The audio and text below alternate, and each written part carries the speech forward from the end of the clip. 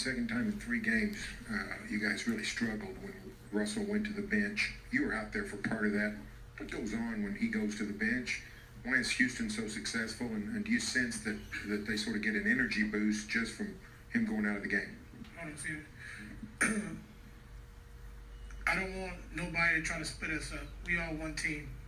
Regardless if I go to the bench and Steven's on the floor, if I'm off the floor, we in this together. Don't split us up. Don't try to split us up. Don't try to make us go against each other. Try to make it against Russell and the rest of the guys. Russell against Houston. I don't want to hear that. We in this together. We playing as a team, and that's all that matters. That's it. Yeah, Russell. I'm not trying to split you up, but twice in 3 games, you guys have not played well at all when you've gone to the bench. That's fine. I'm just trying to figure out what's going on. Russell, you ain't played well at all. Say Russell and the team haven't played well. Don't say when Russell goes out, the team don't play well. It don't matter. We in this together. That may be, Russell, but I asked Steven a question, and it's a legitimate question. Next question. It's a legitimate question. Next question. Next question. Next question. No, I think we'll keep the microphone. I had a question for Steven, and it wasn't answered. And I don't understand. If Steven wants to say he still hasn't said anything. If he wants to say I don't want to answer that, fine. But next question, please.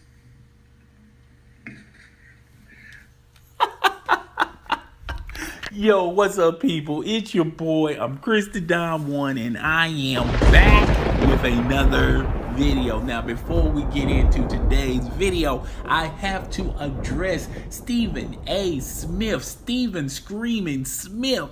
All right, on First Take yesterday, you basically was co-signing with the reporter by saying the following. Well, the reason why the reporter still stood there like an idiot because he wanted a response from Steven Adams. You also said last time I checked, Steven Adams, he's a grown man. He ain't no baby. He don't need Russell Westbrook to talk for him. And if you look at the video, Stephen A. Smith, you can clearly tell Mr. Adams was co-signing to Russell Westbrook, all right? Even at the end of that, rant that the report was trying to stir up, Steven Adams was in full agreement with Russell Westbrook. He said no. He shook his head. He did not want to elaborate on what Russell Westbrook said because Russell Westbrook does have a point, all right? Russell Westbrook does have a gripe. Now, if you look at the Oklahoma City Thunder last year, every time the Oklahoma City Thunder as a team would get a loss, the reporters would say questions like this to Kevin Durant, trying to split Kevin Durant away from the Oklahoma City Thunder, splitting Kevin Durant from Russell Westbrook, always pointing out when that team would get an L, they would excuse Kevin Durant and then automatically assume that the reason why the team got an L was because of Russell Westbrook, was because of the Oklahoma City Thunder. They're not talented enough, all right? Now, a blind man can see this, all right? When you have one major superstar with some pretty good, decent players, and when that major superstar sits down, chances are the production level when you're talking about scoring dips significantly, all right? It's not like Russell Westbrook can just sit down and the team can continue to chop up points, all right? A blind man can see this. So why even ask this ridiculous question, all right? The reason why the reporter asked the question, because once again, they're trying to do their petty tactics of splitting the team up, trying to split it with Russell Westbrook versus the Oklahoma City Thunder, Russell Westbrook versus the Houston Rockets, all right? And Russell Westbrook stood up for his team, and he was not having it because he said, in a nutshell, at the end of the day, we win as a team, we lose as a team, all right? When we win, we all get the credit. When we lose, we all get the credit, all right? Because we lost or we won, all right? It's the same thing happened with LeBron James. Every time the Cleveland Cavaliers would get an L, LeBron James would throw the team under the bus, pretty much saying the team is top heavy. All right. We have individuals on our squad that are not producing. I need more players. I need more all-stars. All right.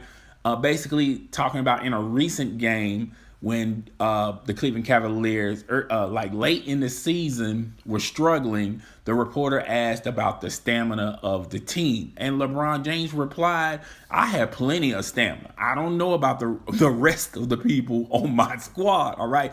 Basically throwing his team under the bus. And then reporters trying to talk outside of their neck saying, well, LeBron James shouldn't do that to the Cleveland Cavaliers because they win as a team. They get all the credit. When they lose as a team, they should always get the credit of their loss, okay? If the reporters had an issue and a huge gripe with LeBron James pulling this tactic, then how come reporters don't have an issue with other reporters when they pull this tactic, when they try to divide the team with the all-star, when they divide the all-star versus the opponents as a team, all right? So Russell Westbrook does have a point, and a lot of people are supporting Russell Westbrook even on social media. When you're talking about current athletes in other sports, Dak Prescott praises Russell Westbrook. And this is one of the prime reasons why Russell Westbrook should deserve MVP, even though his team is not going to win this season. That's neither, this playoff game, I think the Houston Rockets are going to win and they're going to beat them 4-1. And it is what it is. The Houston Rockets are right now a better team than the Oklahoma City Thunder.